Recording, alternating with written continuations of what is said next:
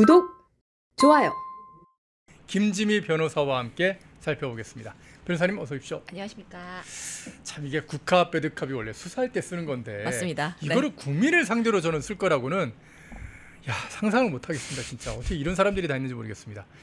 자, 추미애 의원 그리고 박선원 의원 이 두 사람이 내란 10대 의혹이라는 거를 발표했는데요. 내용을 보니까 뭐 내란 모의를 기획했고 외환을 유치했고 노상원 수첩이 나왔고 수사 2단 사이버 내란 검찰 개입 뭐 방첩사 블랙리스트 영연백 구입 그리고 제2의 계엄 의혹 수방사 수호신 TF 의혹 등등 한 10개 의혹을 얘기를 하면서 이거를 가지고 지금 빨리 내란 특검을 수사해라 막 이런 압박을 하더라고요. 자, 민주당이 제기한 이 10대 내란 의혹 어떻게 보시는지요? 일단은 추미애 의원이라고 해야겠죠? 예, 전 의원 의원이죠. 예. 굉장히 오랜만에 봅니다. 서재위 사건 이후로 굉장히 오랜만에 보는데요. 예. 진상조사단의 단장을 맡았더라고요. 예, 맞습니다. 그래서 제가 10개 이제 키워드를 좀 봤는데 이런 느낌이 들었습니다. 마른 수건에서 뭔가를 짜내려고 저런 키워드를 마른 수건에서 어허. 없는데 마른 수건을 좀 짜내는 느낌이 든다. 예. 이렇게 첫인상은 그랬고요. 뭐 개별적인 내용을 제가 살펴봤는데 특별할 건 없고 반박 굳이 이걸 반박이라는 걸 해야 하나 싶을 정도로 뭐 알맹이가 더 없어요. 아니 사실 네. 대통령 그 탄핵 재판에서 다 나와서 이건 아니고 뭐 하면서 밝혀졌던 그런 내용들을 반복을 하더라고요. 예, 맞습니다. 예. 그리고 그 지금 이제 저는 아무래도 법조인이다 보니까 예, 예. 이 특검이라는 게 이제 처음 그 임명이 돼서 시작을 하게 되는 그 단초가 뭔지를 보게 되지 않습니까? 예. 근데 당연히 이제 법인데 특검법이라고 해서 사실 뭐 특별한 건 아닙니다. 원래 아시지만 우리나라는 이제 기소 편의주의라고 해서 기소를 할지 말지를 검사가 갖고 있잖아요. 그렇죠. 그러니까 원래는 검찰에서 하는 게 맞고 또 아시지만 지금 재판이 진행 중이에요. 중앙에서.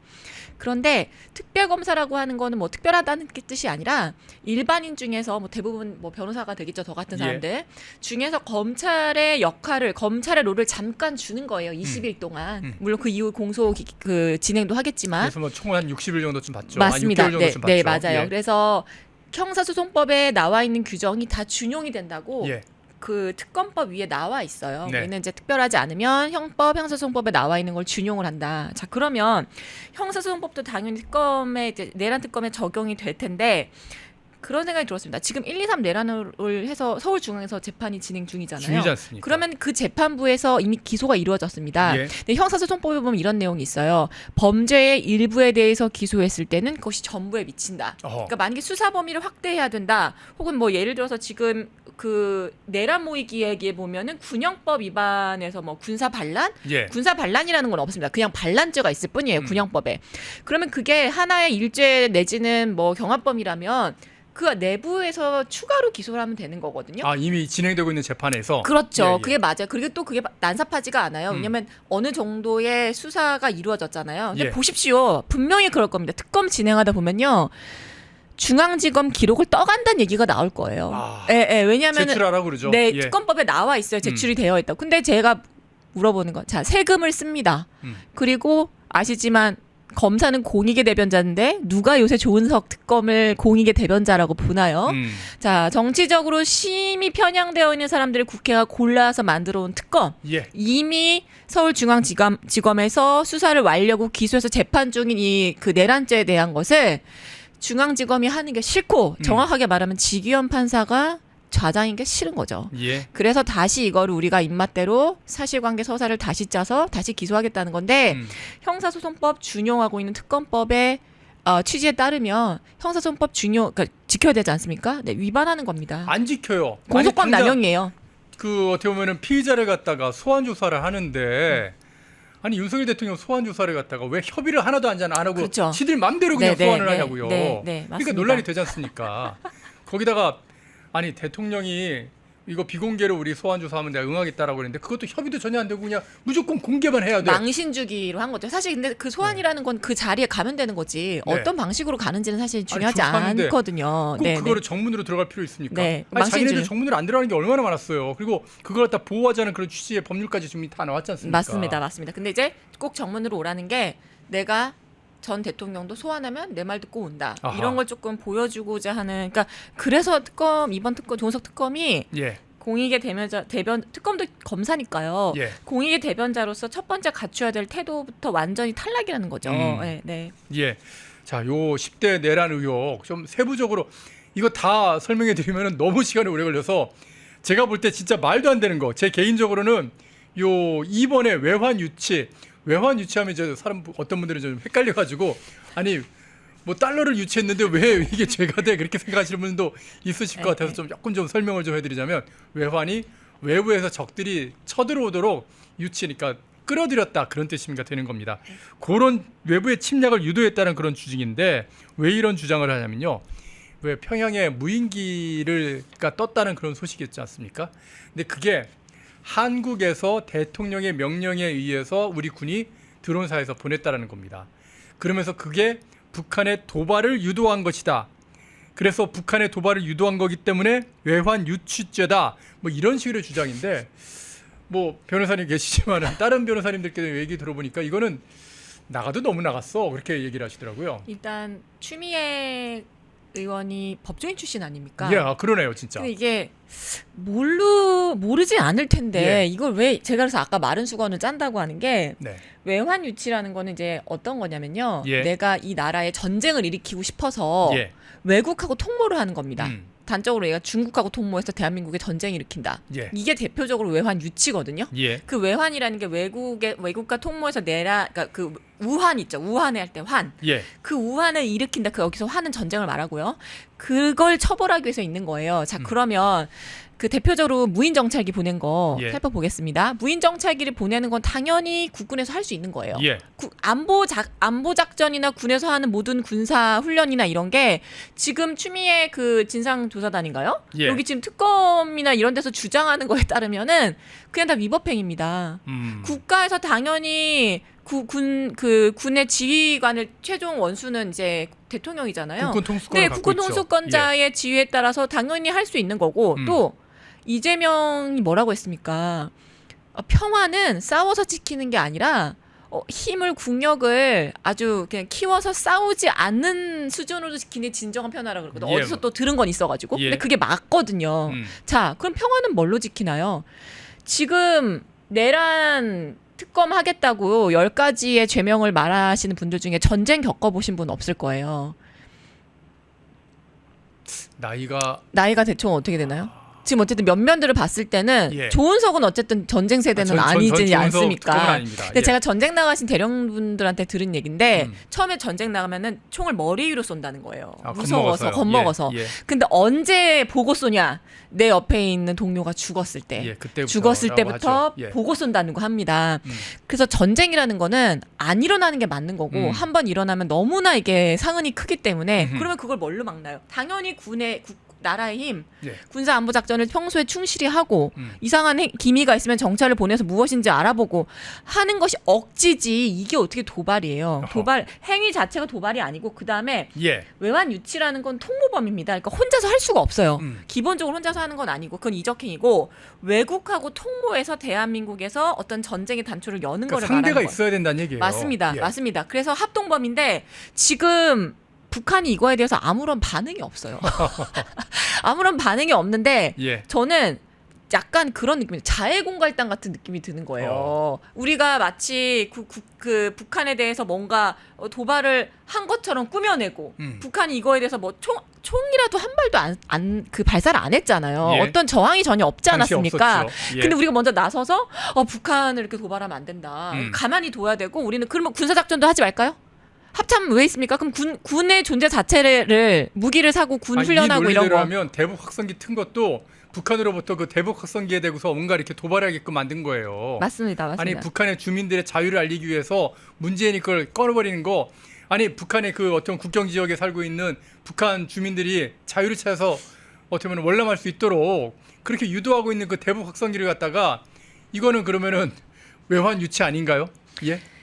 군의 정찰 행위, 작전 행위 자체를 그러니까 나라의 안보 지키는 행위 자체를 부인하는 행위예요. 예. 이렇게 되면 군의 사기가 굉장히 떨어지고요. 예. 우리나라 국군이 하는 일이 되게 많습니다. 그리고 우리나라는 아직 전시 상황이에요. 휴전 상황이에요. 예. 그렇기 때문에 언제든지 전쟁이 나도 이상하지 않은 국가입니다. 예. 그런데 우리나라에 대해서 주적이라고 생각하고 통일은 뭐 없다 이렇게 말하는 국가의 그 국가 아니죠. 반국가 단체죠. 예. 정찰기 보낼 수 있습니다. 근데 그걸 가지고 지금 외환 유치라고요? 지금 정신이 나갔습니다. 이거 억지 작전이지 유치가 아니에요. 분명히 죄명이 뭐라 그러냐면 외환 유치입니다. 예. 근데 이거는 군의 통수권자가 직접 명령을 해가지고 그 군사작전을 군사훈련하는 건 억지라고요. 억지. 이재명이 말하는 힘을 통해서 평화를 길러야 된다라고 하면 그 억지를 하는 건데 이걸 지금 말하자면 억지를 부리는 거예요. 그러니까 예. 억제를 억지 부리고 억지 있는. 부리는 겁니다. 예. 아유, 지금 말장난은 좀 하게 되는데 지금 억지를 쓰고 있는 게 지금 한두 가지가 아닌 게요.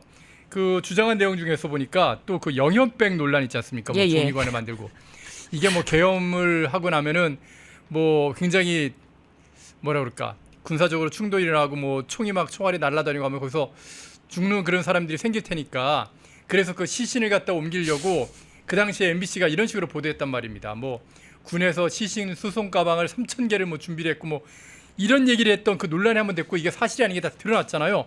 근데 이거를 내란 10대 의혹이라고 딱 하니 박아놨더라고요. 이것도 진짜 어이없는 거 아니겠습니까? 이게 예. 당연히 군에서 사는 물건은 일반적인 예. 물건하고 다르죠. 아, 예. 그리고 저건 제가 알기로 문재인 때 만든 법에 따라서 그냥 그 계획을 집행 계획이 있더라고요. 자금을 그냥 2022년에 세운 맞습니다. 계획이에요. 자금을 그냥 집행한 거거든요. 예.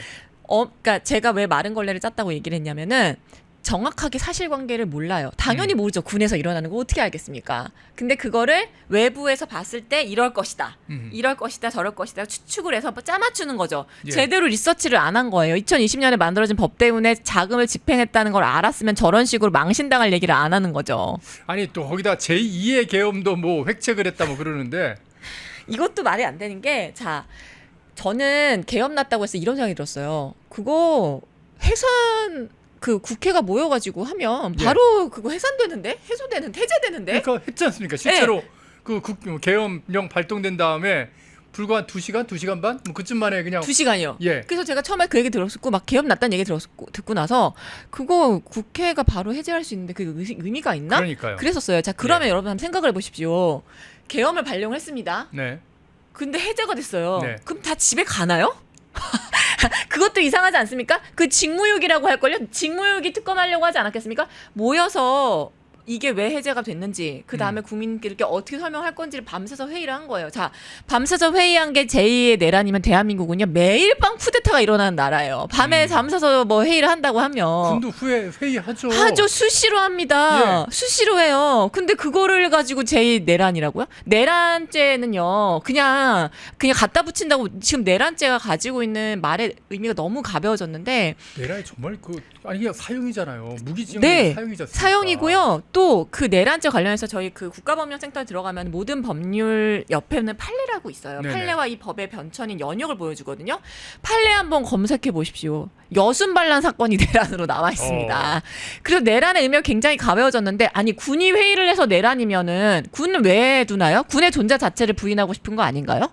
저는 그렇게 물어보고 싶어요. 국가기관 하나 통으로 날려버리고 싶은 거 아닌가? 저는 예. 그게 내란이라고 생각합니다. 국민의 그렇죠. 안보를 위협하는 얼마나 우리 군이 하는 게 많습니까? 뭐 댓글창에서도 지금 그러고 있습니다. 네. 지들이 내란이야. 막 네. 그러니 오히려 그렇게 본인들이 얘기를 하고 하는 것을 내란이 제가 볼 땐 그래요. 아니 군을 이렇게 흔들면 아니, 우리나라 아직 전시 상황인데 이 군사훈련한 거를 왜 군사훈련 하지 말라고요? 그리고 계엄 해제됐으면 그 마무리를 짓고 가야 될 거 아니에요? 그러니까요. 그게 제2 내란이라고 내란죄 구성 요건 안 보십니까? 예? 국민은 뭘로 알고 국민들이 이제 뭐 그 정확한 그 법률적인 지식이 좀 부족하다 보니까 그걸 갖고 법률 지식을 누구보다도 잘 알만한 이 추미애 의원 같은 법조인 출신 의원이 이런 식으로 왜곡을 하고 선동을 하는 거예요. 윤석열 전 대통령께서도 말씀하셨지만 하이브리드전은 결국에는 사람한테 공포심을 심어주고 잘못된 정보를 흘리는 거잖아요. 계엄의 단어가 갖고 있는 우리가 학교에서 배운 그 계엄에 대해서 근거가 없는 부정적인 감정들을 유통시키고 내란이 마치 쉽게 인정될 수 있는 것처럼 저 이래도 내란이고 저래도 내란인 것처럼 그리고 그 내란이란 단어가 갖고 있는 부정적인 감정을 유통시키는 거죠. 근데 이거 법조인이시니까 잘 알 겁니다. 죄형 법정주의라고 있어요. 우리나라는. 예. 내가 어떤 행동을 했을 때 어떤 처벌을 받는지에 대해서 명확하게 규정을 해놓으라는 다 거거든요. 그렇게 돼 있죠. 네, 그렇지 않으면 내가 어떤 행동을 선택할지 모르잖아요. 내가 이 행동을 했을 때 어떤 이게 처벌받을 만한 행동인지 예. 어떤 처벌을 받을지를 명확하게 해놔야 되는데 그 중에 키워드가 뭐냐면 명확성의 원칙이에요. 예. 그러니까 그 명확성의 원칙이라는 건 결국 구성 요건 하나하나 굉장히 정의가 이렇게도 해석되고 저렇게도 해석되면 안 되고 명확해야 한다는 걸 의미하거든요. 그래서 예. 형법은 위임 없습니다. 네. 형법 시행령 있는 거 보셨습니까? 없어요. 예. 근데 내란죄에 대해서 지금 이런 식으로 확대 재생산한다고요? 제가 볼 때는 그냥 위헌정당이에요. 이 정도 수준이면. 네. 오히려 내란 이 뭐 의혹을 제기하는 민주당이 위헌정당 심판을 네. 받아야 되는 그런 일을 하고 있다. 내란에 대해서 예. 지금 몇 개월째 매달 그게 지금 재판하고 있잖아요. 예. 재판하고 있으면 좀 기다려야 될 거 아닙니까? 뭐하러 진상조사단까지 만들어가지고 그 뭐 근거도 없이 이랬다더라 저랬다더라 예. 뭐 TF 수호실을 만들었다더라 뭐 제2 계엄을 계획했다더라 다 그런 거거든요. 뭐 메모가 카더라. 나왔다, 카더라 아니면 말고, 음. 그런 식으로 지금 특검을 하겠다고 하는 건데. 예. 말씀드렸지만 이미 재판이 진행 중인 거에 따라서 또 기소하는 거는 공소권 남용이라서 전 당연히 우리 공소기간 세금 맞아야 낭비한 된다고 건데 이게 참 네. 이게 답답합니다. 이 수방사 뭐 수호신 TF 저도 이거 수호신 TF 이거 뭐지? 좀 찾아봤더니만 이것도 MBC가 선동한 건데 특수부대 수호신 TF의 영상 확인 이들이 출동했었다 그러면서 막 얘기를 하면서 아니 전쟁터가 아닌 한강 주차장에 수호신 TF가 출동했는데 그건 누가 도대체 누구를 지킨 거냐 뭐 이런 식으로 선동보도하는데요. 여러분 이 수호신 TF라가 어떤 부대냐면 우리나라에 만약 그 테러 같은 게 대규모 테러 같은 게 일어날 수도 있지 않습니까? 그럴 때 대테러 방어 그리고 주요시설 방어 그러니까 국회도 방어하고 청와대도 방어하고 청와대는 이제 아니죠. 뭐 용산 대통령 집무실도 방해하고 이런 거 하는 수방사의 대테러 임무 부대의 맞아요. 대테러 이름이 임무 부대 수호신이에요. 맞습니다. 아니 근데 이걸 갖다가 무슨 뭐 내부 문건이 나왔다는 둥 익명의 제보를 받았다는 둥 이러면서 수호신 TF가 있었다 이게 뭐 내란 특검에서 수사해야 되는 내용이다 막 이러던데 참 저는 예. 이제 이제 군에는 여러 가지 조직이 있잖아요. 예, 예. 대테러 조직은 어느 나라나 있어요. 당연히 예, 있어요. 어느 나라나 대테러 조직은 있습니다. 근데 제가 볼 때는 국회 그 민주당이 좀 망상인 것 같아요. 대테러 그 조직까지 동원을 해서 뭐 그렇게까지 중요한 인물들인지 모르겠거든요. 지금 하고 있는 역할들이요. 예. 그렇게 물론 대한민국의 그래도 어떤 뭐 방어해야죠. 네, 예. 방어를 해야 되는 건 맞는데 예. 저렇게까지 동원을 해서 음. 굳이 그리고 그거를 이제 윤석열 전 대통령이 지나고 나서 하는 말이지만 예. 법조인이잖아요. 예. 2시간 만에 해제가 될 수 있을 거라는 걸 몰랐을까요? 얘기를 했습니다. 알리고 싶어서 그랬다. 내가 뭐 너무 알리고 정보성이라고 싶어서 그랬지 그랬다. 않습니까? 예. 그리고 실제로 한 명도 안 다쳤습니다. 물 까진 사람도 없어요. 예. 근데 저런 조직을 고작 그 2시간 만에 끝나는 계엄을 위해서 뭐 수호신이요? 저도 수호신이란 조직이 있는 거 저 같은 민간인은 또 모르지 몰라요. 않습니까? 어떡합니까? 이번에 처음 알았거든요. 예. 이거를 또 무슨 공익의 임명 제보자요? 공익의 임명 제보자가 아니라 어떻게 어디서 주워들은 걸 가지고 짜맞추는 거죠. 예. 무슨 이게 TF 지금 존재했던 문건도 없고 실제 단전도 안 일어나고 병력도 안 그냥 카더라라는 소식에 또 뭐 의존해서 얘기를 하는 거잖아요. 예. 그리고 수방사에 TF 있다고 치면 그게 내란인가요? 수방사 군 조직이 얼마나 많은 TF가 있다. 대테러 부대라니까요. 대테러 그리고 우리나라에서 뭐 예를 들면은 중요한 그 뭐 천재지변 같은 거 일어났다. 예. 그러면 다 동원되지 않습니까? 그런 조직 그런 기능도 그런 기능도 하려고 있는 조직인데 그런 조직이 있다고 그게 바로 내란이라고요? 제가 아까 말씀드렸잖아요. 내란이라는 단어 가지고 있는 부정적인 감정을 유통시키고 예. 뭐만 되면 내란이에요. 그렇지 않아요. 죄라는 건 그렇지가 않습니다. 약간 테트리스나 수학과 같아서 어떤 건 딱 들어맞고 어떤 건 들어맞지 않는다. 그 요건이 있단 말이에요. 그러니까요. 뭐 지금 예. 그 요건까지 얘기하는 시간은 아니지만 내란죄가 성립하기 위해서 특정한 요건이 필요한데 맞지가 않아요. 들어맞지가 제가 그래서 화가 나는 거예요. 그래서 지금 여론 공작을 하려고 내란 선동 의혹 뭐 10가지만 만들어 가지고요. 지금 국민들의 감정을 지금 막 부추기고 있는 겁니다. 윤석열을 불태워라. 윤석열을 사형시켜라. 지금 그걸 만들려고 하는 거예요. 네, 맞습니다. 그래서 그 10가지 뭐 특검 뭐 이게 뭐라고 해야 돼? 이걸 내란 10대 의혹이라고 합니다. 예. 참 그 키워드도 뽑는 것도 보면 딱 봐도 잘 모르고 그냥 뭐 이 중에서 선동형 단어만 했죠. 예. 하나만 걸려라 이런 식으로 지금 내놓은 것 같아요. 근데 이런 모든 과정들이 말입니다. 사실 이재명 대통령이 오늘 기자회견하면서 분명히 그 얘기했거든요. 검찰이 그동안 참 못된 짓을 많이 했었다. 기소만을 목표로 해서 기소를 꼭 하려는 그런 목표에 맞춰서 그래서 수사를 진행하는 이런 나쁜 짓들을 많이 했는데 이런 거 개혁해야 된다. 그런 얘기를 했단 말입니다. 맞습니다. 근데 지금 내란 특검이 하고 있는 짓 지금 방금 말씀하시는 어떻게 보면 형사법에 딱 그 내란죄에 연결되는 그 죄목을 만드는 게 아니라 지금 어떻게든 기소를 시켜야 되니까 10가지나 되는 그 의혹을 만들어 갖고 어떻게든지 기소를 시키려고 수사를 진행하려고 하는 거. 이게 지금 이재명 대통령이 지적했던 그 나쁜 짓이잖아요. 네네. 그리고 수사라는 거는 네. 밀행성을 갖고 있습니다. 그러니까 기소가 되기 전에 이런 죄가 될 수도 있고 저런 죄가 될 수도 있으니까 여러 가지 수사를 해보는 건 맞죠. 예. 그렇지만 그 중에서 정말 요건에 해당하는 것만 기소를 하는 겁니다. 진상조사단이 무슨 권한이 있어서 10가지 혐의를 지금 늘어놓으면서 무죄 추정의 원칙, 그것도 지금 중요한 타겟이 어디면 군의 조직이란 말이에요. 예. 굉장히 동기가 악해요. 음. 그래서 혐의를 딱 정해줍니다. 던져주는 거죠. 요 혐의 딱 요대로 조사하면 돼. 근데 아까 말씀드렸지만 진상조사단이 무슨 수사권이 있길래요. 예. 무슨 조직이라서요. 음.